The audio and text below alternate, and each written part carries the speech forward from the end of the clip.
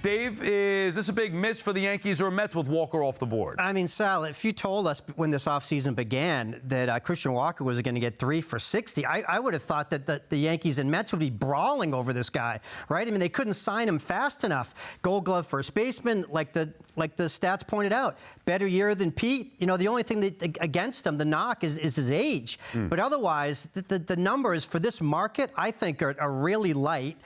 We all thought he was going to do better than that, but that said, here's the caveat to it. Looking at these numbers, you would have to say it's not a bad of a miss because it means Pete's going to be on the low side, and that means another opportunity, especially for the Mets. Well, Jim, how does this impact the Mets? I mean, I think right there to kind of play off of what Dave just said, I think that puts them in the driver's seat, certainly with one less team that's interested in Pete. It doesn't sound like the Yankees are in on Pete. That certainly they don't want to give up draft picks there for a first baseman. And so if you start looking at the landscape of teams that need first baseman, there aren't a lot of them that are willing to pay the kind of money that Pete's been looking for. So that market looks like it's coming back. And we talked last night, it's a lot really slow already. And there was an article by Passan that said, you know, teams are reluctant to give him a long-term deal. And I think you're starting to see that market flush itself out. And I think if the Mets are patient here, they could get Pete maybe at less than what they offered him back last spring. Okay, so I was one of the first people to do the money pit this offseason, and I was way off, as it turns out. I think I have probably still the lowest one because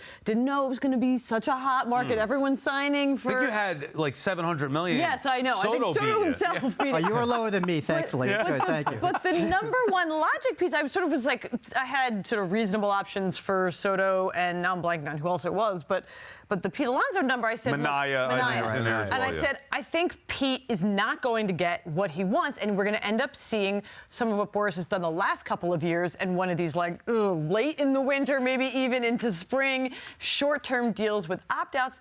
And then this market got off to a crazy start, and I thought, oh, I'm definitely going to be wrong on the money pit, but it looks like I'm going to be wrong sort of across the board. And then you're right with the way that Christian Walker, the deal that he took, it looks like, okay, so starting pitchers are getting more than they wanted. A lot of guys are getting more than we expected, but not the first base market. That is still, teams are wary of defensively limited power bats.